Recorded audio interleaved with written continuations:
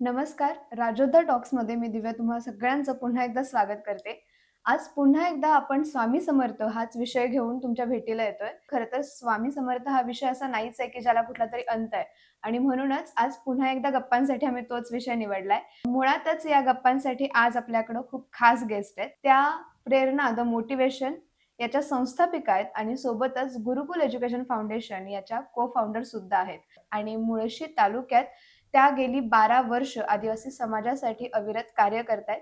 Ma'am तुमचं खूप खूप स्वागत या पॉडकास्टमध्ये. Thank you.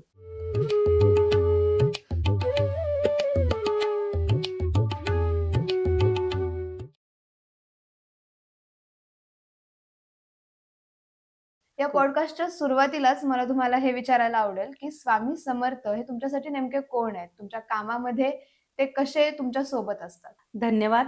आज खरं तर ह्या विषयावरती मला तुम्ही इथे बोलण्यासाठी निवडलं. ह्यासाठी मी स्वतःला खरं तर खूपच लहान समजते. कारण स्वामींविषयी मी काय बोलणार ना, ज्यांनी अख्खं जग व्यापलेलं आहे. ज्यांनी सगळ्या अ, प्राणीमात्रांना व्यापलेलं आहे. अशा स्वामींविषयी मी बोलणारी कोण?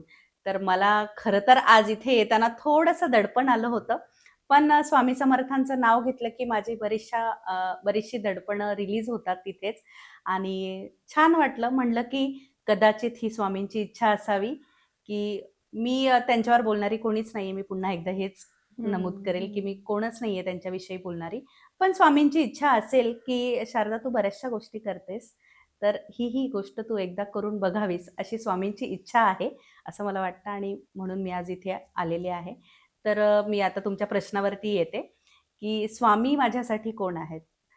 तर स्वामी माझ्यासाठी सगळेच आहेत. म्हणजे हं. संपूर्ण आहे. माझं जीवन त्यांनी व्यापलेलं आहे. माझं कुटुंब असेल, माझं काम असेल, म्हणजे हं. माझं काम, मी जे काही कार्य करत आहे अ, किंवा माझी शाळा आहे. शाळेत लहान मुलांना जेव्हा सांभाळते, तेव्हा असं मला नेहमी असं जाणवतं, की स्वामी माझ्यासोबत आहेत आणि तेच मला सांगतायत, की "तू असं ह्या मुलांमध्ये मला बघ तू." किंवा माझं कुठलंही काम मी जेव्हा करत असते, तेव्हा स्वामी कायम माझ्यासोबत आहेत. एक अशी कुठलीतरी एनर्जी आहे, की जी कायम माझ्यासोबत आहे आणि मला नेहमी प्रेरित करते, की "हो, हे चांगलं काम आहे आणि हे तुझ्या हातून करण्यासाठी तुझी निवड मी केलेली आहे आणि हे तुला ऑफकोर्स करायचं आहे." तर स्वामी माझ्यासाठी सर्वस्व आहेत. अगदीच. स्वामी समर्थ तुम्ही जसं सांगितलंत तसं नेहमीच तुमच्या सोबत आहेतच. तर असा एखादा प्रसंग आहे का, की जिथं तुम्हाला त्यांचं अस्तित्व जाणवलं किंवा तो चमत्कार असा कुठला जाणवलाय का? हो, असं बऱ्याच वेळेला चमत्कार म्हणू की नाही असं मला कळत नाही खरं त्याला. कारण आजच्या युगात जर मी असं चमत्कार वगैरे बोलले, हं, तर हं. बऱ्याच जणांना वाटेल की "अरे बाई, ही काही अंधश्रद्धाळू वगैरे आहे का?" कारण मी एका शाळेची प्रिन्सिपल आहे. सामाजिक कार्यामध्ये कार्य करत आहे. महिलांना त्यांच्या वेगवेगळ्या कार्यात मोटिव्हेशन मिळावं म्हणून आम्ही प्रेरणा द मोटिव्हेशन नावाची आमची एक फर्मसुद्धा चालवतो. सो चमत्कार हा शब्द जर आत्ता आपण उच्चारला, तर बऱ्याच जणांना असं वाटू शकतं मे बी की अंधश्रद्धा असू शकते किंवा काय.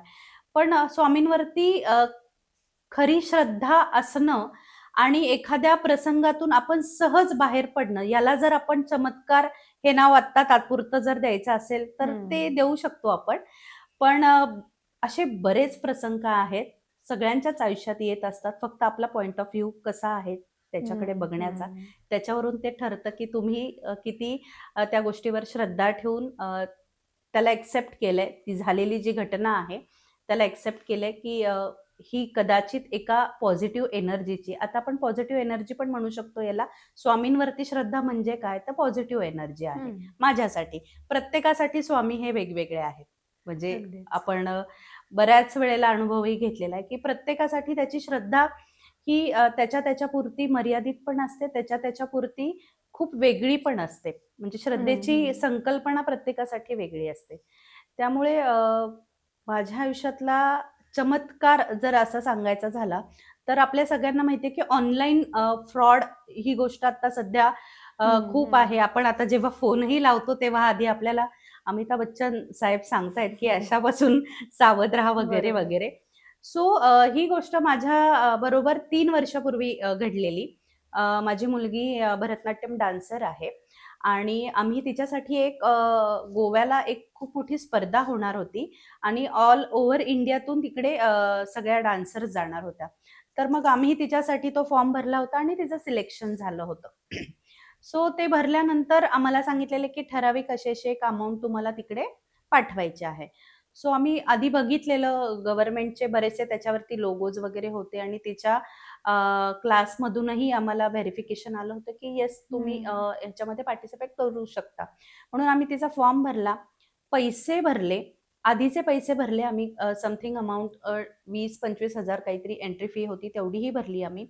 आणि मग नंतर एक दिवस असं झालं की त्यांच्याकडनं कॉल आला की तुमची राहण्याची वगैरे सगळी व्यवस्था आहे ना, तर ती आम्ही तिकडे करणार आहोत आणि 2 पालकांचीही असेल आणि मुलांचीही असेल. त्यामुळे मग त्यांनी पुढची एक ठराविक अजून एक अमाउंट आम्हाला पे करायला सांगितली की जी की फार नॉमिनल होती. खूप जास्त त्यांनी घेतले नव्हते. 5-6 हजार रुपये मला वाटतं त्याचे चार्जेस होते आणि त्यांनी ते आम्हाला पे करायला सांगितलेले. पण त्यावेळेला नेमकं काय झालं, मी आणि माझे मिस्टर होतो आणि मला कॉल आलेला, म्हटलं आपल्याला असे पैसे भरायचे. तर मग ते म्हणले की ठीक आहे मी भरतो. तर समहाऊ त्यांच्या मोबाईलवरनं ते ट्रान्झॅक्शन होईना. म्हणून मग ते काय म्हणले की अरे शारदा आपण तुझ्या मोबाईलवरनं ट्राय करूया. आणि मला असं सारखं फील येत होतं की आत्ता माझ्यासोबत मोठं काहीतरी घडतंय आणि हे काहीतरी चुकीचं आहे. म्हणजे आपण म्हणतो ना, एक वाइब्स मला येत होते की काय चाललंय हे, काय चाललंय मला काही कळत नव्हतं. आणि ज्या वेळेला आम्ही ते ट्रान्झॅक्शन करायला घेतलं तेव्हा समोरून एका वेगळ्या मिस्टरांच्या नंबरवर कॉल आला आणि त्यांनी कुठलातरी आम्हाला तुमच्या फोनवरती OTP आला असेल तो द्यायला सांगितला. आणि हे इतकं फास्ट होत होतं ना की कळायलाही मार्ग नव्हता आणि पटकन माझ्या मिस्टरांनी तो OTP त्यांना समोरच्यांना दिला आणि माहिती नाही मला काय झालं. म्हणजे अक्षरशः आता कोणाचा विश्वास बसेल ना बसेल, पण माझ्यासाठी हे सत्य आहे कारण हे मी अनुभवलेलं आहे. अशी पटकन स्वामींचा चेहरा माझ्या समोरून असा एकदम गेला आणि असं थांब असं मला काहीतरी आवाज आला, काय झालं मी ते शब्द नाहीये म्हणजे मी कसं मांडू मला कळत नाहीये. आणि असे स्वामी मला समोर दिसतायत आणि मला थांबवतायत असं मला ते भास झाला. आणि त्या क्षणी माझ्या बँकेच्या एका ह्याच्यावरती नोटिफिकेशन आलं की काहीतरी तुमच्या अकाउंटमध्ये गडबड होतीये. असा एक आशयाचा मला मेसेज आला की काहीतरी गडबड होतीये. आणि अमाउंट बऱ्यापैकी होती अकाउंटला कारण बरेचसे ट्रान्झॅक्शन स्कूलचे वगैरे माझ्या अकाउंटला असतात. त्यामुळे अकाउंटला होती आणि पटकन मी म्हणलं की विनोद थांबा. आता पुढे काहीच करू नका. एक ओके बटन दाबायचं होतं OTP दिल्यानंतर आणि जस्ट असं ते दाबायला आणि मी म्हणाले नाही थांबा नाही करायचं आपल्याला. मला आता काहीतरी दिसलंय आपल्याला नाही करायचंय. आणि मग नंतर आम्ही ते थांबलो 10 मिनिटं आणि 10 मिनिटात मला माझ्या मुलीच्या गुरूंचा फोन आला की जे काय करताय ते थांबवा. ते खूप मोठं फ्रॉड आहे आणि अकाउंटमधनं सगळे पैसे जातायत. म्हणजे ज्यांनी ते केलेलं आहे. कारण काही पालकांनीही त्याच्यामध्ये केलं होतं. सो माझ्यासाठी हा चमत्कारच आहे. राईट? कारण आम्ही सगळं केलं होतं. आम्हाला फक्त ओकेचं बटन दाबायचं होतं. जी काही प्रोसिजर चालू होतं आणि ते थांबण्यापासून आम्ही वाचलो आणि जे काही आपल्या अकाउंटमध्ये असेल ते आपले खूप कष्टाचे पैसे आहेत. आपण खूप प्रामाणिकपणाने काम करत असतो. तर ते वाचलं आणि त्या ह्याच्यातून स्वामींनी आम्हाला वाचवलं असं मला वाटतं की मला अजूनही म्हणजे मला कळत नाही की कसे काय मला स्वामी दिसले आणि ते थांब म्हणाले आणि आम्ही थांबलो आणि आम्ही या सगळ्या गोष्टीतून वाचलो. आधी जे भरलेले पैसे होते ते नक्कीच गेले, पण कदाचित स्वामींची अशी इच्छा होती की आधी तू नीट बघितलेलं नव्हतंस, आत्ताही तू चुकत होतीस, पण आता स्वामी त्यांच्या बाळाला एकटं कसं सोडणार ना. ते म्हणतील की आधी तू अनुभव घे, परत जर चुकत असतील तर स्वामी आई आहेत आपले, बरोबर, आई वडील सगळंच आहेत, ते येणार आणि आपल्याला त्या गोष्टीपासून थांबवणार. तर हा एक अनुभव आहे, ज्याला तुम्ही चमत्कार म्हणा किंवा काही नाव द्या. अगदीच. अनुभव आल्यानंतरच खरं तर बदल होत असतो बरोबर. बऱ्याच ह्याच्यामध्ये. स्वामींचं एक वाक्य आहे की भिवू नकोस मी तुझ्या पाठीशी आहे. तर या वाक्यामुळे तुमच्यात काय मानसिक किंवा भावनिक बदल झालेत का, की जे आधी होत नव्हते तितकेसे आणि या एका वाक्यामुळे खूप जास्त चेंज झालाय, असं काही असेल तर आम्हाला ते ऐकायला आवडेल. हो. खरं तर भिवू नकोस मी तुझ्या पाठीशी आहे ह्या वाक्या एवढी पॉझिटिव्हिटी मला नाही वाटत जगातल्या कुठल्या वाक्यामध्ये असेल. तर आहे. पण मला हे सांगण्याच्या अगोदर मी या स्वामी सेवेमध्ये मी सेवेकरी तरी कशी म्हणू स्वतःला? कारण मला अ, असं वाटत नाही की माझ्या हातून खूप काही मोठी सेवा घडतीये स्वामींची. सो सेवेकरी म्हणून घेण्याइतपत पण अ, मी मोठी नाहीये, असं मला वाटतं. पण मी या प्रवाहात कशी आले, त्या हं. स्वामींच्या त्या एनर्जीच्या प्रवाहात कशी आले, तर हे मला आधी सांगायला तुम्हाला खूप आवडेल. अ, एक 5-6 वर्षापेक्षा जास्त वर्ष झाली असतील, की मी ऐकायचे बरं का. बरेच जण म्हणायचे, की आम्ही स्वामींची सेवा करतो, आम्ही अक्कलकोटला जातो, आमच्या घरात असं-असं आहे, आम्ही ह्या प्रकारे त्यांची उपासना करतो. मला छान वाटायचं. पण माझं कामच असं आहे ना, की मला खूप असं वेळ नाही मिळत, की मी हं. बसून 2 तास पूजा करू शकते किंवा मी उपवास करू शकते किंवा कुठल्या मंदिरांमध्ये जाऊन मी हे करू शकते. तर तेवढं माझ्याच्याने होत नाही. माझी ती बहुतेक आपण म्हणतो ना डावी बाजू असेल किंवा हं, हं. कमकुवत बाजू असेल, की माझ्याकडनं तेवढं अ, ज्याला प्रॅक्टिकली भक्ती करणं, उपासना करणं म्हणतो, ते होत नाही. तर माझा असा विश्वास आहे, की माझं काम हीच माझी भक्ती आहे आणि हीच माझी ईश्वर सेवा आहे. त्यामुळे मी आणि त्या एका फेजमधून मी जात होते. अ, ती खूप अशी वाईट फेज होती. म्हणजे ना माझा व्यवसाय मला पाहिजे तसा होत होता, ना माझ्या आयुष्यात येणारी माणसं ज्यांना मी खूप माझ्या जवळचं मानत होते, तर तेही असे अचानक निघून जात होते, कुठलंही कारण नसताना. आणि खूप अशा निगेटिव्ह गोष्ट माझ्या आयुष्यामध्ये घडत होत्या. आणि त्यावेळेला मला असं वाटलं, की अ, मला आता कोणाचाच आधार नाहीये. मला स्वामी आईंचा आधार आहे आणि Facebookवरती एक मैत्रीण आहे माझी, की जी स्वामींचं प्रचंड करायची आणि ती पोस्ट लिहायची कंटिन्यू हं, हं. स्वामींविषयी. सो मी ते इन्स्पायर झाले तिचं ते वाचून. मी एकदा तिला असा मेसेज केला, "अगं मला स्वामींचं करायचं आहे गं, पण मला माहिती नाही की मी काय करू? कशी सुरुवात करू आणि माझ्याच्यानी ते होईल का?" आणि त्यावेळेला कसं असतं ना, आपण एखाद्या संकटामध्ये किंवा अशा निगेटिव्ह विचारांमध्ये असतो ना, त्यावेळेला आपण खूप घाबरलेलो असतो. आपल्याला असं वाटतं की आपण करायला जायचो एक हं. आणि जर आपल्या हातून ती गोष्ट पूर्ण नाही झाली, तर त्याचे पुन्हा उलटे परिणाम होतील. म्हणजे आपण असं ऐकतो ना, की देवाची ही अशी-अशी भक्ती करायची असते आणि मग त्याचे असे उपास-तापास असतात. मग त्याचे असे विधी असतात किंवा काय असतं आणि मग ते नाही झाले, तर मग त्याचे परत दुष्परिणाम असतात. असं हं, आपण हं. काही ना काही वेळेला कोणाचे ना कोणाचे अनुभव ऐकलेले असतात. त्यामुळे माझ्या मनात ते होतं, मी जर ह्या सेवेमध्ये रुजू झाले आणि मला माहिती आहे माझं शेड्यूल काय आणि माझ्याकडनं जर त्या गोष्टी झाल्याच नाहीत, तर हं. स्वामी माझ्यावर रागवतील का? मग माझं आत्ता जे चालू आहे त्याच्यापेक्षाही वाईट माझ्या आयुष्यात घडेल का? तर हे सारखे असे विचार माझ्या मनात येत होते आणि मी तिला कॉल केला. तर ती म्हणली, "तुझ्या मनात आलंय ना, तर तुला असं वाटतंय का, की तू स्वामींची भक्ती करणार आहेस आणि तू आता स्वामींना स्वीकारलंय वगैरे?" असं नाहीये. हे तुझ्या मनाने हं. काहीच चालत नाहीये.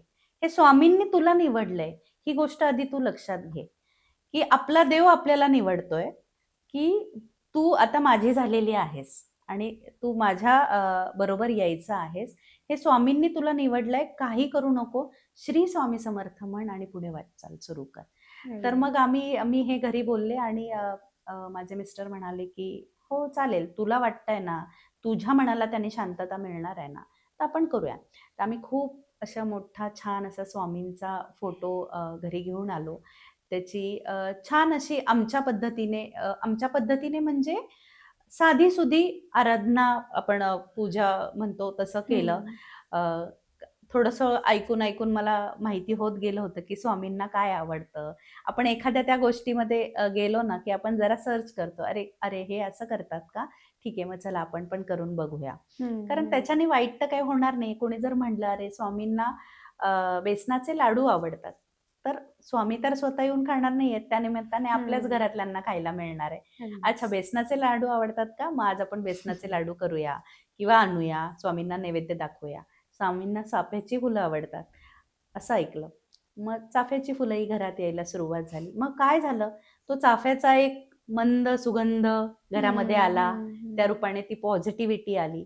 म्हणजे अशा पद्धतीने आम्ही सुरुवात केली आणि माझ्या घरात गेल्यानंतर दरवाजा उघडल्यानंतर अगदी समोर असा स्वामींचा एक फोटो आहे आणि आले की मला आधी स्वामी दिसतात. मी जेव्हा घरात प्रवेश करते किंवा आमच्या घरातली कोणीही व्यक्ती किंवा कुणीही आलं तरी आधी स्वामी दिसतात.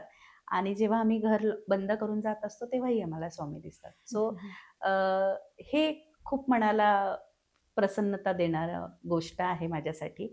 आणि आम्ही ते सुरुवात केली. आणि गुरुवार होता. गुरुवारच्या दिवशी छान स्वामींची आरती वगैरे केली. आम्हाला येत नव्हती, पुस्तकात बघून म्हणली. पण म्हणलं की स्वामींना मी पहिल्याच दिवशी हात जोडले, नाक घासलं. म्हणलं, "हे बघा स्वामी, तुमचं मी बाळ आहे आणि कधी पण बाळ चुकतं, मूल चुकतं, तेव्हा त्याचे आई-वडील त्याचे सगळे अपराध पोटात घालतात आणि त्याला पुढे वाढवतात. तर तसंच तुम्हाला करायचंय. मला तुमची शास्त्रोक्त पद्धत माहिती नाहीये. पण मला एवढं माहिती आहे की मी मनापासून तुमचं नाव घेतेय. तर हीच माझी भक्ती आहे की मी मनापासून तुमचं नाव घेतेय, तुमच्या पुढे दिवा लावतेय आणि तुम्हाला नतमस्तक होतेय. तर हीच माझी उपासना, हीच माझी आराधना." असं म्हणून आम्ही त्याच्यामध्ये स्वामींच्या सेवेमध्ये अगदी मनाने रुजू झालो. आणि तेव्हापासून एक अनुभव यायला लागले. आजही मला स्वामींचे उपवास तापवास असतील काही, तर ते करायला नाही जमत. काही हेल्थ इश्यू आहेत त्यामुळे मला उपवासच करता येत नाही. पण मला नाही असं वाटत की उपवासाने देव पावतो. उपवास करून जर तुम्ही वाईट कर्म करत असाल तर तो देव अजिबात तुम्हाला पावणार नाही. पण न उपवास करता जर तुम्ही चांगले कर्म करत असाल तर देव नक्कीच तुमच्या बरोबर राहील. तर अशा पद्धतीने स्वामींसोबतचा माझा प्रवास. आणि आज मी असं म्हणते की मी स्वामींच्या घरात राहते. म्हणजे स्वामींचं घर आहे ते. आम्ही सगळे स्वामींच्या घरात राहतो. आम्ही स्वामींना नाही आणलेलं आहे. आम्ही स्वामींच्या घरात राहतो. तर छान वाटतं घरातून बाहेर निघताना स्वामींना रोज म्हणायचं, "चला स्वामी, चला आपल्याला आज इकडे जायचंय. आज मला हे काम करायचंय. तुम्ही आहात ना? चला माझ्यासोबत."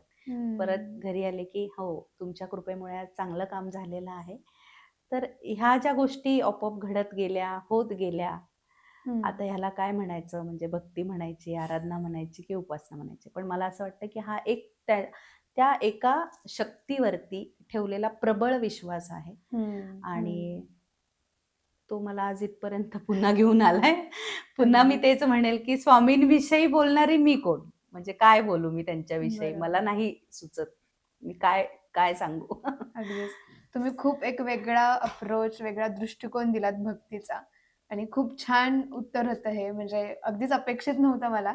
पण भक्तीला कर्माच्या दृष्टिकोनातून जे तुम्ही घेतलंय, हे सगळ्यांसाठीच खूप जास्त प्रेरणादायी आहे. स्वामी समर्थांच्या प्रत्येक भक्तासाठी तीर्थक्षेत्र असतं ते म्हणजे अक्कलकोट. आणि खूप जणांचा असा अनुभव असतो, की त्या स्थळी गेल्यानंतर एक वेगळी ऊर्जा मिळते किंवा काम करायला एक वेगळीच प्रेरणा मिळते. बरोबर. सो तुम्हाला त्या स्थळासोबतचा काही अनुभव आहे का, की तुम्ही तिथे गेलात आणि काहीतरी अभूतपूर्व असं काहीतरी अनुभवलंय? तर ते आम्हाला ऐकायला आवडेल. तसा आपल्याला देवाने दिलेला प्रत्येक दिवस हा अभूतपूर्वच आहे, असं मी मानते. कारण आपण हल्ली बघतोय की काही नसतं आत्ता आणि अचानक माणसं नाही येत आपल्यासोबत ती, किंवा ती या जगात नाही आहेत. असं काहीतरी पटकन घडतंय आणि ती माणसं एकदम ह्या जगातून नाहीशी होत आहेत. सो आपल्याला मिळालेला रोजचा हा दिवस हा अभूतपूर्व आहे. आणि मी आतापर्यंत एक 3 वेळेला अक्कलकोटला गेलेली आहे. प्रत्येक वेळेचा अनुभव खूप छान आहे, मनाला खूप शांतता देणारा आहे. पण पुन्हा मला असं वाटेल की जर मला त्याच्यात कुठे चमत्कार शोधायचा असेल तर मला नाही तो सापडणार. कारण त्या दृष्टिकोनातनं मी कितपत त्याच्याकडे बघते, हा एक महत्त्वाचा मुद्दा. आणि दुसरी अशी गोष्ट आहे की मी किती वेळा अक्कलकोटला गेले, तर हा प्रश्न पुन्हा माझ्यासमोर म्हणजे नाहीच आहे. मला स्वामींनी किती वेळा बोलवलंय, मला त्यांनी किती वेळेला आज्ञा केलेली आहे की तू चल, तुला यायचंय, आज तिथपर्यंत यायचंय. त्यांनी मला किती वेळेला आज्ञा केलेली आणि त्यांच्या आज्ञेनुसार आम्ही तिथपर्यंत पोहोचलेलो आहे. तर मी 2-3 वेळेला गेलेली आहे. खूप छान असं दर्शन झालं. असा काही मोठा चमत्कार असा झाला नाही की खूप गर्दी होती आणि मी अचानक स्वामींच्या पुढे गेले. नाही.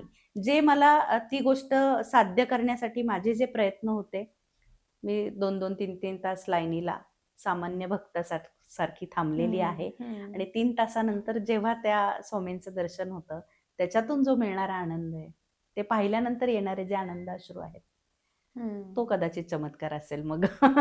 कारण तो जो प्रवास आहे ना, मी म्हणते ना, की तिथे गेल्यानंतर पण सहजासहजी नको मिळायला कुठली गोष्ट. बरोबर. अगदीच. आणि हे कदाचित त्यांचीच आज्ञा आहे पुन्हा, की कशाला ना हं. सहजासहजी मिळाले, की त्याची आपल्याला किंमतही राहत नाही ना. अगदीच. तुम्ही एखाद्या देवस्थानाला गेलात, थांबा ना लाईनीला. कशाला हवेत हं. व्ही-आय-पी पासेस तुम्हाला? कशाला हवंय? तुम्ही भगवंताच्या दारात जाताय आणि स्वतःला व्ही-आय-पी म्हणताय. हं. त्याच्यापेक्षा व्ही-आय-पी मोठं कोण आहे का बरं या जगात? कोणच नाहीये. मग तो जो प्रवास आहे ना 4-4 तास लाईनीला उभं राहायचं. मग ऊन असेल, पाऊस असेल. तुमच्यात पेशन्स किती आहे? हं, हं. हा दाखवणारा तो तुमचा 3 ते 4 तासाचा तो प्रवास असतो. अगदीच. आणि तो पार केल्यानंतर जो भगवंत दिसणार आहे आपल्याला, तो म्हणजे ते साध्य झालं ना आपल्याला तिथपर्यंत जाण्याचं. मग सेम असं झालेलं आहे माझं दर्शन छानपैकी. गेल्यानंतर जी पॉझिटिव्हिटी मला तिथनं घ्यायची आहे हं. किंवा अन्नछत्रामध्ये आम्ही खूप वेळ थांबून अन्नछत्राचा आनंद घेतलेला आहे. तर म्हणजे ते जे भोजन तिथे मिळतं किंवा काय म्हणजे त्याची तुलना कशाचीच होऊ शकत नाही. कुठल्या मोठ्या रेस्टॉरंटशी होऊ शकत नाही किंवा कशाची नाही. तर मी 3-1 वेळेला गेलेली आहे आणि मी म्हणते ना मला जायचंय, मला जायचंय तर ते कधीच होणार नाही. त्यांनी हं. आज्ञा केल्याशिवाय मी तिथे पोहोचूच शकत नाही. हे सगळं त्या ब्रह्मांड नायकाला जेव्हा वाटेल, की ही व्यक्ती आज मला माझ्या दारात पाहिजे तरच आपण तिथे पोहोचू शकतो. सो मी गेलेली आहे. अगदीच. माझं खूप छान दर्शन झालेलं आहे हं. आणि छान पॉझिटिव्हिटी मी घेऊन तिथून आलेली आहे. अरे वाह! खूप महत्त्वाची गोष्ट सांगितलीत तुम्ही, की जी जमिनीला बांधून ठेवते तीच खरी भक्ती आपण असं म्हणू शकतो. स्वामी समर्थ सोबत असतात हे तुम्ही वरचेवर बोलत आहातच कंटिन्यू. पण असा एखादा कठीण प्रसंग आहे का? किंवा एखादी कठीण परीक्षा आहे का? जी स्वामी समर्थांच्या साथीमुळं, सोबतीमुळं तुम्हाला खूप ईझी गेली किंवा कदाचित तो खूप कठीण झाला असता प्रसंग, पण फक्त स्वामी समर्थ सोबत होते म्हणून तुम्ही त्यातून पार झालात? हो, आहे. असे आता अजून एक प्रसंग मला आत्ता बोलता-बोलता आठवला, की खरंच हे जे झालंय ना माझ्यासोबत, ते फक्त आणि फक्त स्वामी लीला म्हणू शकतो आपण त्याला. हं. एक मागच्याच वर्षीची गोष्ट आहे. आमचा जिथे व्यवसाय आहे ना, तिथे आम्हाला काही व्यवसायामध्ये आफ्टर कोरोना नंतर काही अडचणी यायला सुरुवात झाली होती आणि जे काही आम्ही करत होतो ना, त्याच्यामध्ये जे आपल्याला आपण एखादी गोष्ट पूर्ण 100% केल्यानंतर आपल्याला अशी असतं, की 100% ॲटलीस्ट त्याचे रिटर्न्स यायला हवेत. हं. तर ते होत नव्हतं. आता ती गोष्ट मला ऑन कॅमेरा बोलता नाही येणार. पण अ, असं झालेलं, की सगळे मार्ग संपले होते आणि आता असं झालेलं, की काय करायचं? अ, कसं ह्याच्यातून मी बाहेर पडू? आणि ज्यावेळेला खूप आपण टेन्शनमध्ये असतो किंवा आपल्याला काहीच मार्ग सापडत नसतो ना, तर तिथे भक्ती तिथे मार्ग जसं आपण म्हणतो, हं. तसं आहे आणि शेवटी ती आई आहे ना, स्वामी आई आहे आपली. आपल्याला खूप काही इजा झाली, लागलं, दुखलं, खुपलं, तर आपण पहिलं कोणाला सांगतो? आईला सांगतो. तर मी तसं सांगितलं, की "काय करू मला कळत नाहीये. मी कुठल्या प्रकारे तुमची उपासना करू, की मी ह्या ज्या जाळ्यात अडकली आहे किंवा ह्या ज्या कोड्यात अडकली आहे, मी बाहेर कशी पडू स्वामी? मला काही कळत नाहीये." तरीसुद्धा मला मार्ग दिसत नव्हता. मग मी असं ठरवलं, की मी जसं म्हटलं माझे काही हेल्थ इश्यू आहेत, त्यामुळे मी उपवास मला अजिबात जमत नाही, केला तर मला त्रास होतो. तर मला असं वाटलं, की मी गुरुचरित्राचं वाचन करावं. आता मी हं. पुन्हा पारायण म्हणणार नाही, कारण पारायण करण्याचे काही विशिष्ट नियम असतील किंवा ज्या काही गोष्टी असतील, तर ते करण्याइतपत मी सुज्ञ आहे की नाही हे मला माहिती नाही. त्यामुळे मला असं वाटलं, की मी स्वामींचं काहीतरी अशी उपासना करते, की माझी आई जर माझ्यावर रुसली असेल किंवा रागवली असेल, तर ती परत येईल आणि परत हं. मला कवेत हं. घेईल. त्यामुळे मी असं ठरवलं, की मी गुरुचरित्राचं वाचन करते.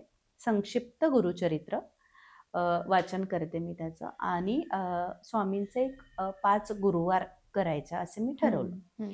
असं काही खूप शास्त्रोक्त पद्धतीने वगैरे नाही, मनापासून केले. अगदी मनाची जी भक्ती असते त्यापासून मी केलं. पहिला गुरुवार केला, सकाळी उठले, अंघोळ केली, संक्षिप्त गुरुचरित्र वाचलं. अ, वाचताना एका पेल्यामध्ये पाणी ठेवलं, उदबत्ती लावली आणि वाचन केलं त्याचं. मोठ्या मोठ्याने वाचले, कारण पोथी मोठ्याने वाचली, मनात नाही वाचली. कारण माझं असं होतं की मी जे करते ते माझ्या घरातल्यांच्या कानावरती पण पडायला पाहिजे. तर मी ते वाचली.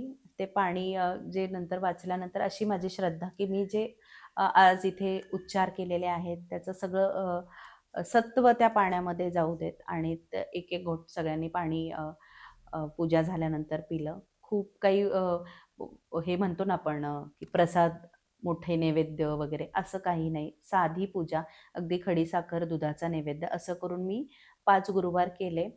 आणि अचानक माझ्या पहिल्याच गुरुवारानंतर दुसऱ्या गुरुवारी मी इतक्या मोठ्या संकटात होते आणि मी कशी बाहेर निघाले मला कळलंच नाही. म्हणजे दुसऱ्याच गुरुवारी, म्हणजे एकच उपवास मी केला. रात्री सोडला पण तो, असा निर्जळी वगैरे काही नाही, छान खिचडी, केळी वगैरे असं सगळं उपवासाचं खाऊन मी उपवास केला. कारण मी स्वामींना म्हटलं होतं, तुम्हाला माहिती आहे मी खाल्लं नाही तर मग मला पुन्हा तो जो त्रास आहे तो होईल. आणि संध्याकाळचा छान उपवास सोडला वगैरे. आणि दुसऱ्याच गुरुवारी आम्ही त्या एवढ्या मोठ्या संकटातून अलगद बाहेर आलो. म्हणजे आम्हालाच कळालं नाही की आम्ही कसे काय त्याच्यातून सुटलो. आणि मग मात्र माझा त्यावेळेला जो म्हणतो ना की अजून एक माझ्या मनाने उभारी घेतली की हे त्या उपवासाचं, उपासनेचं फळ तुला बघ ना, 5 गुरुवार पण नाही होऊन दिले स्वामींनी, हे दिलं. आणि त्याच्यानंतरचे गुरुवार तर मग मी खूपच ह्याच्यामध्ये केले. म्हणजे पहिल्या गुरुवारी मी खूप टेन्स होते, कसं होणार, काय होणार, सगळ्या गोष्टी होत्या, फिनॅन्शियली गोष्टी होत्या त्याच्यामध्ये बऱ्याचशा. तर आणि नंतरचे गुरुवार मी इतकी रिलॅक्स होते ना, इतकी रिलॅक्स, म्हणजे मी प्रत्येक गुरुवारी माझ्या नवऱ्याला घेऊन आम्ही आमच्या इथे शंकर महाराजांचा मठ आहे, सकाळी आधी तिथे जायचो, दर्शन घ्यायचो, मग मी माझ्या स्कूलमध्ये जायचे. आणि 5 गुरुवारच्या आत मला माझ्या स्वामींनी पुन्हा कवेत घेतलं. ते जे काही फळ द्यायचं होतं ते दिलं आणि मी माइंडनी, सगळ्याच गोष्टींनी खूप रिलॅक्स झाले. 5व्या गुरुवारी पुन्हा आता एखादी उपासना केली की त्याचं उद्यापन कसं करायचं, हा एक खूप मोठा प्रश्न असतो. पण मी जेव्हा ती पोथी वाचत होते ना, तेव्हा मला काही काही गोष्टी आणि काही अशा इतर लोकांनी सांगितलेल्या गोष्टी, सेवेकरींनी सांगितलेल्या गोष्टी, की बाबा घेवड्याची भाजी असते, एखादं गोडाचं काहीतरी नैवेद्य करायचा वगैरे. असा साधा उपवास केला आणि आम्ही घरातल्या घरात नैवेद्य दाखवून त्या उपवासाची सांगताही केली आणि छान झालं. म्हणजे ते 5 गुरुवार त्यांनी माझ्याकडनं छान करून घेतले आणि मी त्या संकटातून बाहेरही आले. तर ही पुन्हा स्वामी लीलाच आहे. अगदीच. सो तुम्ही आता बऱ्याचदा म्हटलात की तुम्हाला माहिती नाहीये की शास्त्रोक्त पद्धत कशी आहे उपासनेची. तर मग तुम्ही कशा पद्धतीने उपासना करताय किंवा तुमची भक्तीची व्याख्या कशी आहे? हा खरंच तर खूप छान प्रश्न आहे. कारण खरंच मला नाही माहिती की नेमकं काय, कुठल्या वेळेला काय नैवेद्य असतो किंवा कुठल्या वेळेला कशी उपासना करायची, कोणती पोथी वाचायची, आणि हे एवढं नाही मला माहिती. पण माझी भक्तीची व्याख्या काय आहे माहिती आहे का? सकाळी उठलं की मनातल्या मनात आधी श्री स्वामी समर्थांचं नाव घेऊन उठायचं. प्रत्येक काम करताना माझी आधी सुरुवात श्री स्वामी समर्थ असते. इव्हन आता अचानक जरी काही अशी घटना घडली तरी माझ्या तोंडून अपसूक निघतं श्री स्वामी समर्थ. स्वामी स्वामी, मी घाबरले तरी माझा पहिला उच्चार स्वामी असतो. असं म्हणजे प्रत्येक वेळेला चांगलं काम करताना मी म्हणते स्वामी तुम्ही सोबत आहात ना, किंवा वाईट गोष्ट आली की स्वामी तुम्ही तारून नेताय ना, असं असतं. आणि जे ते नामस्मरण माझ्या मनामध्ये कंटिन्यू चालू असतं, माझं काम करताना जे चालू असतं, तर तीच माझ्यासाठी माझ्या भक्तीची व्याख्या आहे. किंवा स्वामींनी जे काम नेमून दिलेलं आहे किंवा मी रोजच्या जीवनातले मी जे काम करते ते अतिशय प्रामाणिकपणाने करणं, सत्याने करणं, ही म्हणजे माझी स्वामींची भक्ती आहे. म्हणजे सत्याचा मार्ग मी कधीच सोडत नाही आणि स्वामी मला बहुतेक ते सोडूनही देणार नाही. आणि प्रामाणिकपणाने जे केलेले कष्ट आहेत, म्हणजे माझं आदिवासींसाठीचं जे काम असेल किंवा महिलांसाठीचं जे आम्ही सक्षमीकरणासाठी जे काम करतोय, किंवा मी माझ्या शाळेच्या छोट्या छोट्या चिमुकल्यांमध्ये देवाची रूपं बघते, हे सगळं काम फक्त आणि फक्त सत्याच्या मार्गाने करणं, प्रामाणिकपणाने करणं आणि स्वामींचं नामस्मरण मनातल्या मनात घेऊन करणं, ही माझी भक्तीची व्याख्या आहे. आणि ही भक्ती करताना मी कधीच कुठेही डगमगू नये, माझ्या हातून कधीच कुणाचं वाईट घडू नये किंवा माझ्या मनात कुणाविषयी वाईट विचार येऊ नयेत. एवढं मला फक्त ह्या भक्ती मार्गावर चालताना करायचं आहे. आणि तेही ते करून घेतील. म्हणजे प्रत्येक माझ्या आयुष्यात प्रत्येक गोष्ट जी आत्ता घडत आहे ती जर मी स्वामींची इच्छा आहे असं समजून जर पुढे जातीये ना, तर त्यामध्ये मला वाईट जरी एखादी घटना घडली तरी मला त्याचं वाईट नाही वाटणार किंवा त्याचं दुःख नाही होणार. कारण मला असं वाटणार, म्हणजे मला असं वाटतं की ही त्यांची इच्छा होती. म्हणजे अचानक एखादी व्यक्तीने जरी मला माझ्यापासून दूर गेली किंवा काही कारणाने ती नाही, तर स्वामी ठरवतात आपल्या आयुष्यात कोण येणार, आपल्या आयुष्यात आलेली व्यक्ती किती काळ राहणार आणि कोण व्यक्ती आपल्याला शेवटपर्यंत साथ देणार. हे सगळं ठरवणारे करता करविता हे स्वामी आहेत. आणि असं नाही की त्यांच्यावरती हे सगळं सोपवून आपण रिकामं व्हायचंय, असं नाहीये. आपण आपलं काम प्रामाणिकपणाने सत्याने करायचं आहे. आपण कधीही कुणाच्या आपण म्हणू शकतो वाकड्यात जायचं नाही किंवा कुणाच्याबद्दल वाईट विचार बोलायचे नाहीत. जे आहे ते आपलं कर्म करत राहायचं आणि ते चांगलं कर्म करत राहणं हीच माझ्यासाठी स्वामींची भक्ती आहे. त्यासाठी मला कुठेही उदबत्ती लावावी लागत नाही किंवा दिवा लावावा लागत नाही. म्हणजे आपण लावतो, तिन्ही सांजेला घरामध्ये दिवा लावतो किंवा ह्या सगळ्या गोष्टी करतो. पण पुन्हा मी तेच म्हणेल, ह्या सगळ्या गोष्टी आपण म्हणतो की आपण देवासाठी करतो, बरोबर? नाही, हे आपण आपल्यासाठी करतो. आपल्या घरामध्ये आपल्याला त्या दिव्याकडे बघून, तो प्रकाश बघून आपल्या मनाला आल्हाददायक वाटतं. आपल्याला ती एनर्जी, पॉझिटिव्ह एनर्जी, देवाचं अस्तित्व दिसणार आहे, जाणवणार आहे, म्हणून आपण त्या गोष्टी करतो. आज आपण घरामध्ये उदबत्ती लावतो किंवा धूप लावतो, जे काही लावतो त्याचा जो दरवळ सगळीकडे असतो, त्याच्यातून पुन्हा ती शक्ती, पॉझिटिव्ह एनर्जी, आपल्या घराचं वातावरण एक छान राहणार आहे, आनंदी राहणार आहे, सगळ्यांचे विचार चांगले राहणार आहे. म्हणून हे करण्याचे ते मार्ग आहेत.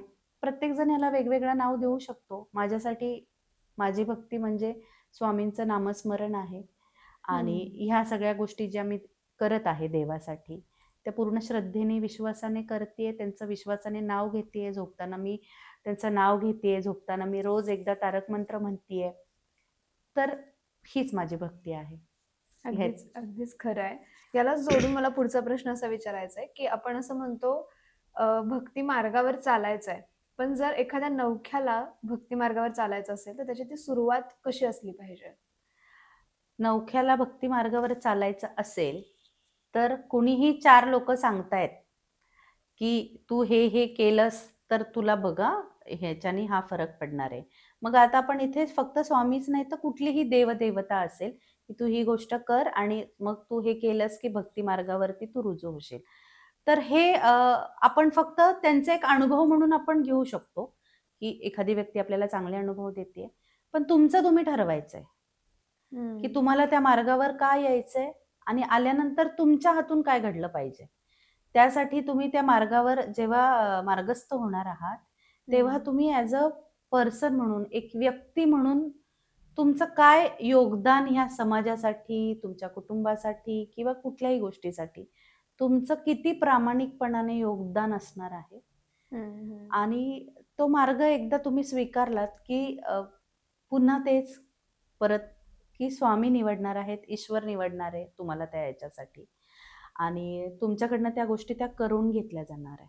त्या आपल्याकडनं कधीच होत नाही. आपण म्हणूनही उपयोग नाहीये की मी हे करते, मी ते करते, हे म्हणूनही खरं उपयोग नाहीये आपला.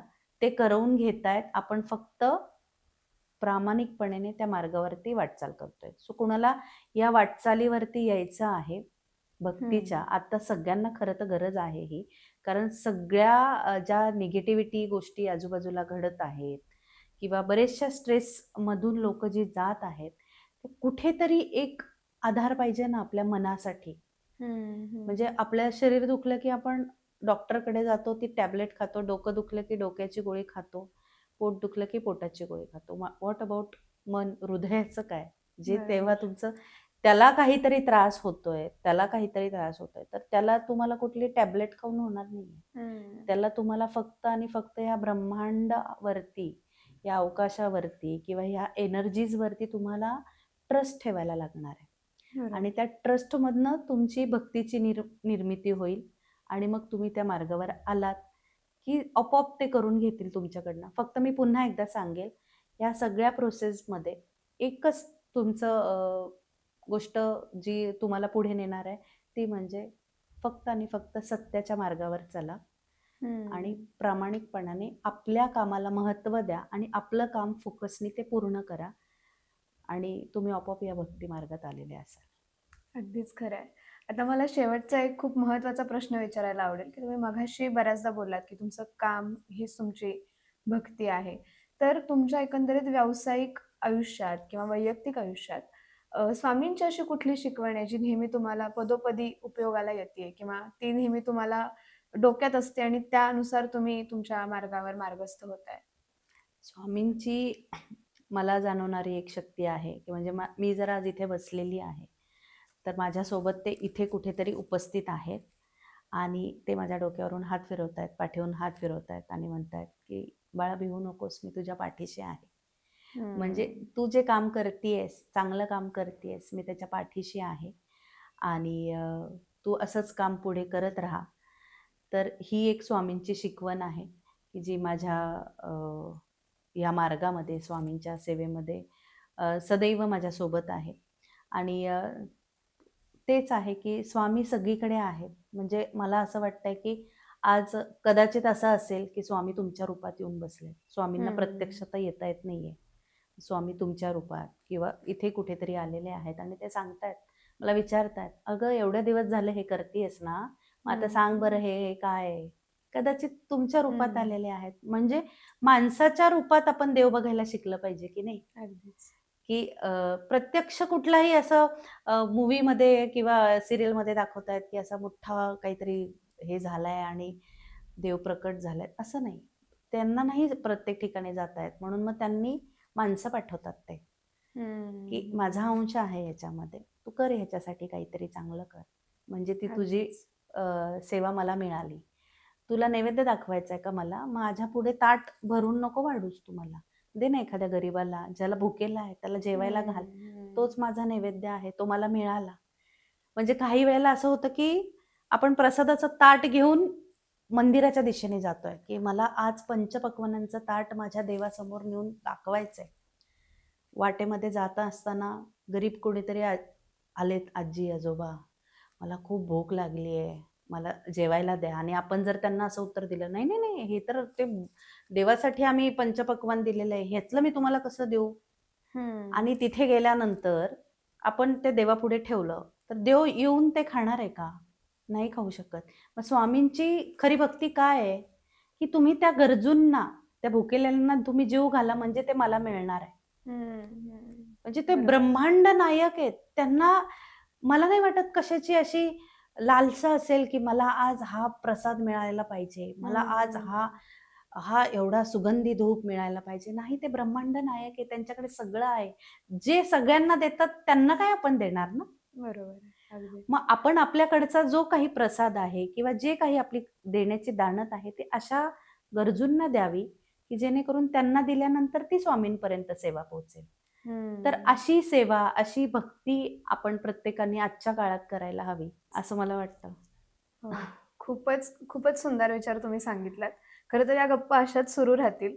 मी जसं मगाशीच म्हटलं की या विषयाला अंत नाहीये. त्यामुळं आत्ता मात्र आपल्याला वेळेची मर्यादा आहे. त्यामुळे आपण इथं थांबूयात. Thank you so much. तुम्ही तुमचा एवढा महत्त्वाचा वेळ आम्हाला दिलात आणि आमच्याशी एवढ्या छान गप्पा मारल्यात. मला नक्कीच विश्वास वाटतो की या सगळ्या गप्पातून काही ना काहीतरी खूप महत्त्वाचं सार आपल्या प्रेक्षकांपर्यंत पोहोचलं असेल. सो त्यामुळे खूप सारं थँक्यू. तुमचे जे काही विचार होते ते नक्कीच आमच्या सगळ्यांना प्रेरणादायी असणार आहेत. Thank you so much. थँक्यू. खूप खूप धन्यवाद. खरं तर आज तुम्ही मला इथे बोलवलंत, मला त्या योग्य समजलं आणि मी आज इथे आले आणि मलाही माहिती नाहीये आता मी नेमकी काय काय बोलले, पण जे होतं ते अगदी मनापासून होतं. ह्याच्यामध्ये जर खरीच कुठले स्वामी सेवेकरी असतील तर मी त्यांची हात जोडून माफी मागते. जर माझ्याकडनं एखादा शब्द चुकीचा गेला असेल तर माझा ती चूक समजून, लहान समजून तुम्ही मला माफ करा.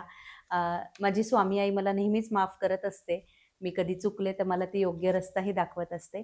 पण यामध्ये मला कोणाच्याही भावना दुखवण्याचा अजिबात माझा हेतू नाहीये आणि जेवढं माझ्या अल्पबुद्धीला आज समजलेलं आहे, जेवढे मला स्वामी समजलेले आहेत, ते अगदी थोडक्यात तुमच्यासमोर मांडण्याचा मी प्रयत्न केला. सगळ्या स्वामी भक्तांनी गोड मानून घ्यावा. खूप खूप धन्यवाद. श्री स्वामी समर्थ.